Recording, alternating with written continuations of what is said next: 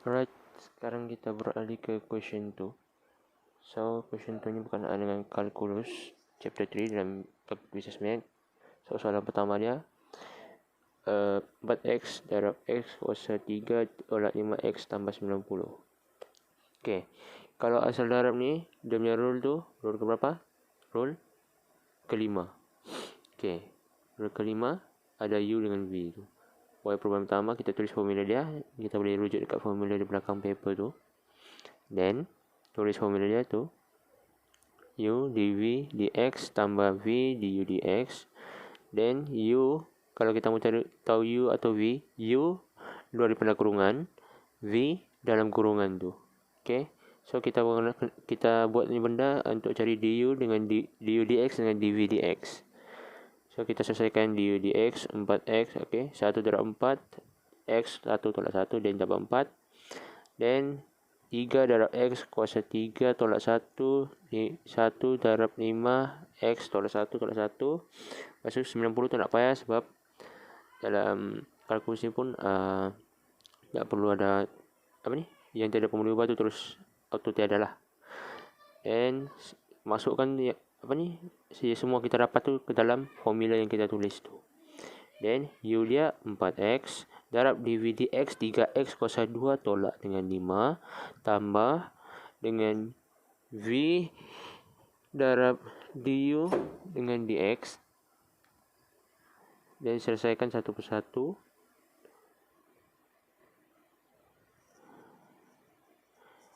Yang 4x darab 3x kuasa 2 dapat 12x kuasa 3. Dan selesaikan semua. Dapat jawapan macam ni. Okay. Dan buka kurungan. Kita buka kurungan tu. Positif, positif. Positif. Positif, negatif, negatif. Positif, positif, positif. Okay. Dan selesaikan ikut boleh ubah yang sama. Yang ada boleh ubah yang sama, kita boleh selesaikan. Dan kita selesaikan. Okay. Contohnya 12x kuasa 3 tolak dengan tambah dengan 4x kuasa 3. Sama kan kuasa dia.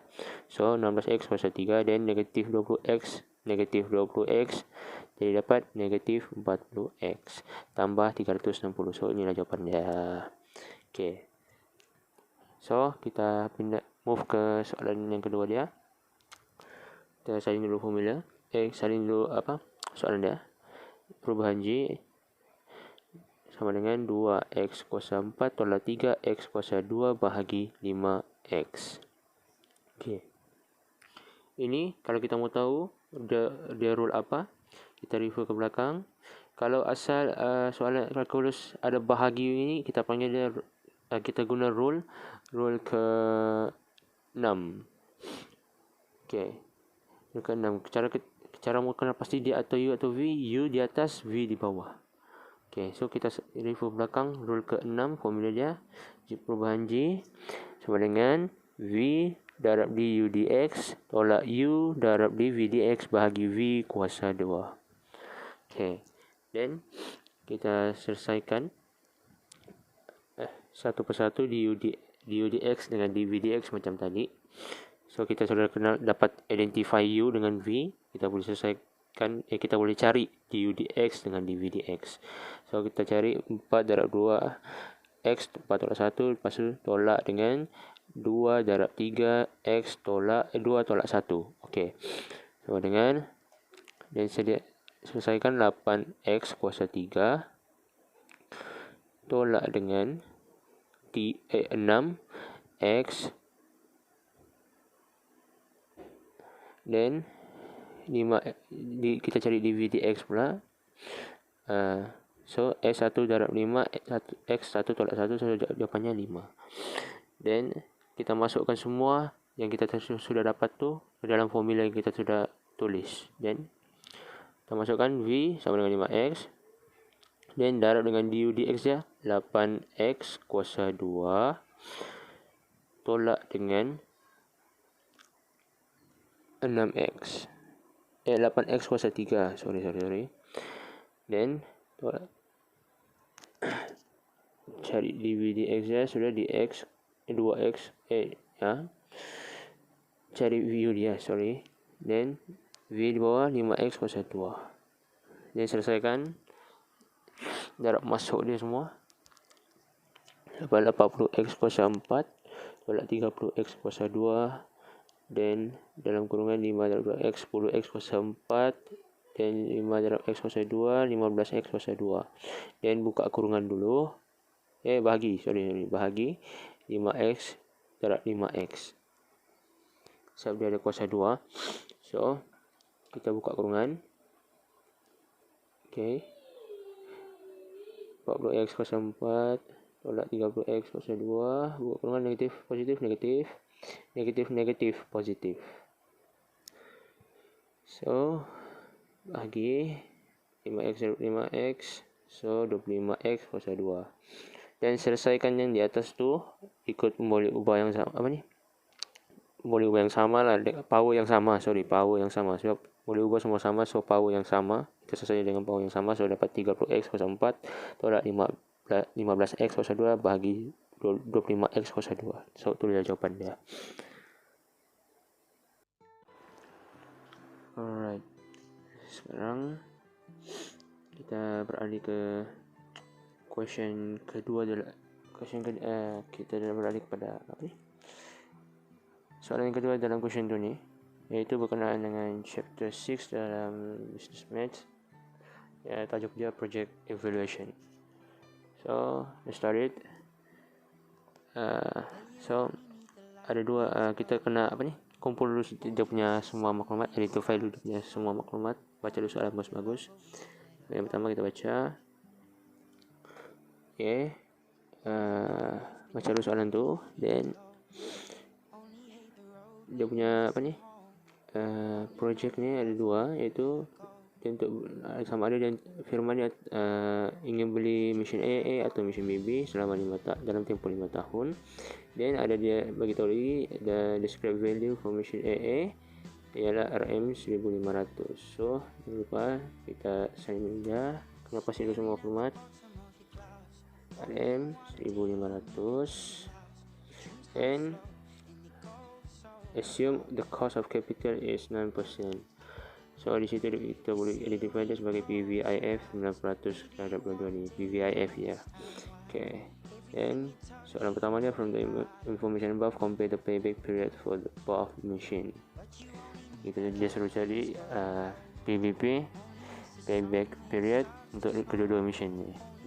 Dan dia suruh kita bandingkan berapa beza dia.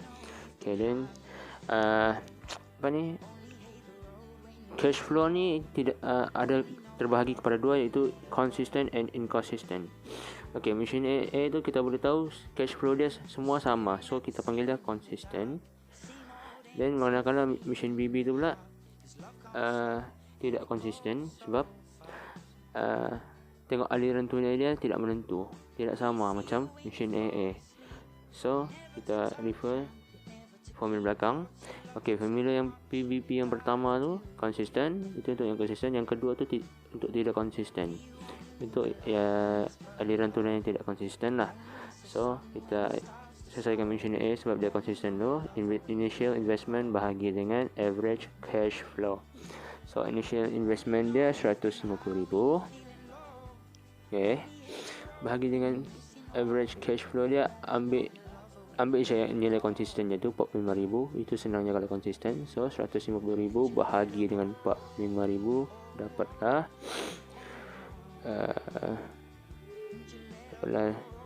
3.3 tahun. Okay, so dapat jawapan dia. Kita selesaikan, kita cari lagi mesin yang lain, mesin BB. Okay, sekejap. Okay, now kita beralih pada PVP untuk mesin BB. Okay, PVP dia formula dia dulu. So okay, ini kita tidak konsisten. Okay, kita try dulu tambah semua. Cara cari average cash flow untuk tahun yang tidak melebihi initial investment dia. Terus kita kena tambah dulu semua aliran kena tambah dulu aliran cash flow dia tu sampai tidak sampai tahap 170,000 tu ataupun kurang daripada 170,000. Kalau lebih tidak boleh. Dia mesti kurang ataupun ngam-ngam dekat 170,000. Itu kalau untuk tidak konsisten. Okay. Okay. So kita move lagi. Ya. Okay. Dan kita try tambah. Negatif 8,000. Campur 60,000. Campur 89,000. Dapat 141,000. Okay, try lagi tambah 72,000. Tak boleh sebab dia sudah lebih. So kita ambil yang 3 campur 3 tahun syak sebab negatif 8,000 campur 60,000 campur 89,000 tu 141 tadi. 141 ya. 141 ke 141. Okay. Then selepas 89,000 tu itulah nilai CF CF yang di bawah tu bahagi dia tu itulah nilai kita kena ambil 72,000. Dan 170,000 tolak 141,000 dapat 29,000 bahagi RM 72,000. Dan selesaikan bahagi tu 3 campur dengan 0.4. So jawapannya 3.4 tahun. Okay, tapi soalan minta comparison, perbandingan. Okay, so kita kena kira lah berapa beza dia antara kedua-dua mesin ni, berapa beza tempoh kedua-dua PBP untuk kedua-dua mesin ni. So mesin A, comparison BP between mesin A and mesin BB 3.4 tahun tolak dengan 3.3 tahun dapatlah jawapan 0.1. Okay, ini untuk PBP, jawapan untuk PBP. Okay, now kita move kepada soalan seterusnya. Dengan berdasarkan maklumat dari B yang kita tengok tadi, kita disuruh cari ARR, iaitu average rate of return, net present value, and dia suruh pilih mesin mana yang patut kita beli. Okay, suruh buat pilihan lah. Okay, so 2C. Dia suruh cari ARR, average rate of return untuk kedua mesin. So mesin AA yang konsisten ni kita cari dulu. First kita kena cari average cash flow dia. Oh sorry, silap, ada tersilap sedikit. Okay, ARR. So ARR, okay, itu formula untuk ARR, average cash flow tolak dengan depreciation bahagi initial investment dalam 100. Itu untuk formula ARR. Tapi average cash flow tu ada untuk konsisten, ada untuk tidak konsisten. Adalah cara dia. So kita check it out dulu. So untuk machine AA, okay, first kita kena cari average cash flow dia. Okay, memandangkan machine AA ni konsisten dia punya cash flow, just kita ambil je nilai dia RM 45,000. Okay, tu sebab dia konsisten. Okay. So yang kedua kita kena cari depreciation. Okay, depreciation ni ada dua, iaitu melibatkan scrap value dengan tidak tanpa scrap value. So untuk mesin A ni dia ada scrap value sebanyak 1,500. So adakah formula depreciation di belakang? Tiada. So kita kena hafal. So depreciation untuk kira depreciation ni scrap value dia ada 1,500. So kita ambil initial investment 150,000 tolak okay, so di formula dulu initial investment tolak scrap value. bahagi N. Berapa tahun tu? 5 tahun. Okay, initial investment 150,000, tolak dengan RM scrap value RM 1,500 dan bahagi dengan 5. Okay, dan kira 150,000 tolak 1,500 dapatlah jawapan. Bagi lagi dengan 5 dapatlah jawapan 29,700. Okay, tapi kita kira satu-satu dulu. So dapat 148,500 bahagi 5, dari dapatnya RM 29,700. Okay, ni untuk depreciation dia. Then last kali kita bolehlah cari ARR dia, average rate of return. Okay, so masukkan formula. Kita tulis formula average cash flow tolak dengan depreciation. Okay, bahagi initial investment darab 100. So dah dapat jawapan tadi semua, kita masukkan ke dalam formula tu semua. So average cash flow dia 45,000, depreciation dia 29,700 bahagi initial investment 150,000 darab 100. So tolak dulu 45,000 tolak 29,700, dapat jawapan 15,200 15,300 bahagi 150,000 darab 100. Then dapatlah 0.102 darab 100, dapatlah persentasenya 10.2%. Okay, average rate of return ni mesti peratus lah jawapan dia. So kita kira percentage dia. Kalau kita baca balik fakta dia tu, dia melibatkan rasio lah. So mesin A dah settle, kita cari untuk mesin BB. Okay, ni keadaan yang lain sikit sebab dia tidak konsisten, ada pelik sikit. Then dia tanpa dia without scrap value. So kita cari yang pertama, kita cari average cash flow dia. Memandangkan dia tidak konsisten, kita kena tambah semua aliran tunai dia.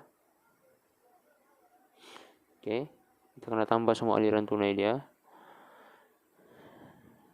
Ni jumlah accumulated cash flow. Itulah sebab tu kita kena jumlahkan dan bahagi dengan tempoh mesin tu. Dia punya jangka hayat tu berapa? 5 tahun. Dan tambah semua dapat 280,000. Tak silapkah? Okay, 280,000 bahagi 5. Dan 280,000 bahagi 5 dapatlah RM 56,000.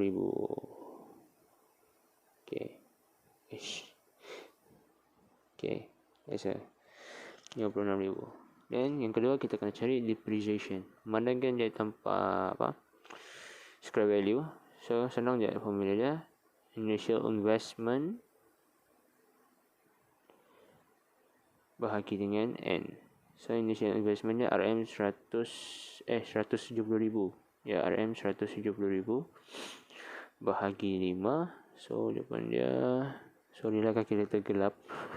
Mau rusak sudah, belum boleh beli lagi. 34,000. Okay, so kita boleh cari ARR dan masukkan ke semua maklumat yang kita sudah dapat tu dalam formula ni. Okay, so average cash flow RM 56,000 tolak depreciation RM 34,000 bahagi initial investment RM 170,000 darab 100. Okay, dan selesaikan jam tadi. Tolak dulu, berbagi.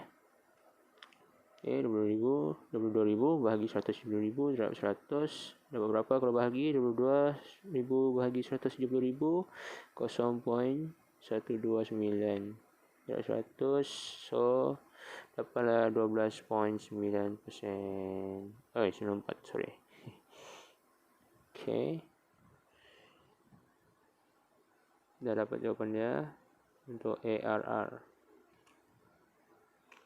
Dan saya try lah begini untuk supaya terangkan lagi, supaya senang lah untuk buat perbandingan pada soalan yang last tu nanti.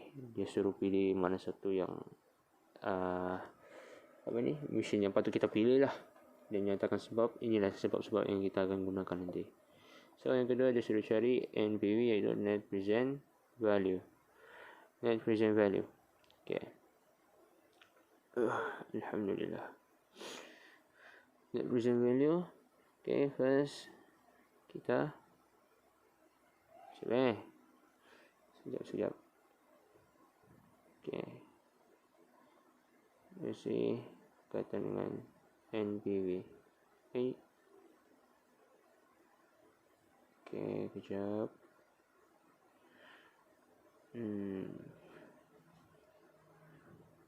Masalah tu dah. Aduh, cancel dapat tu dah. Okay. Ni soalan jawapan yang sudah saya buat untuk NPV untuk mesin A. First kita kena buat dulu table dia begini. Dia kena ada column dia, kena ada year, cash flow, PVIF and present value. Okay. Untuk konsisten ni senang lah. Just darab-darab gitu je. So PVIF ni kita boleh refer kepada soalan tadi. Kita dapat tahu dia 9% sebab tadi soalan cash cost of capital tu kita kena lepas sebagai PVIF lah. Okay. Dan cara merujuk PVIF tu senang saja. Tadi ni ada juga dibagi dekat dalam final exam. Dalam table tu ada sudah disediakan. Yang penting tahu formula dah 1 bahagi 1 tambah entah apa tu. Yang penting dia bahagi. Sebab ada 2 table 100% itu. So hati-hatilah dalam memilih table tu. Okay. Dan darab macam biasa je. So 45,000 darab dengan PVIF yang pertama sama dengan tu. Dan macam biasa seterusnya darab siap. Dapat je jumlah tu semua. Dan tambah dapat total present value. Dan tolak dengan initial investment. Tolak je dapatlah net present value. Okay. Itu untuk mesin A lah. Kalau untuk mesin BB pula cara yang sama. Just dia tidak konsisten. Semua cara sama dan percentage pun sama, so senang kerja juga. Dan salin je percentage yang kita sudah jumpa dekat jadual table PVIF tu. Dan buat perbandingan lah. Kita salin balik jawapan. Okay. So mesin A berapa ribu, mesin BB berapa ribu, dia punya NPV. Senang kita buat perbandingan nanti. Okay. So okay, dah dapat semua jawapan. Yang soalan 15, which machine should be selected, state your reason. So yang pertama ikut logik daripada dua-dua dia, IRR dia lagi besar kepada mesin BB. So percentage nya lagi besar. So kalau kepada ARR B menang sebab percentage nya lagi besar. So NPV dia NPV dia B pun turut menang. Sebab ini kita pilih kalau ARR NPV dengan itulah ARR dengan NPV ni cari nilai paling besar, itulah yang dialah yang lebih berbaloi untuk kita beli mesin tu. Okay.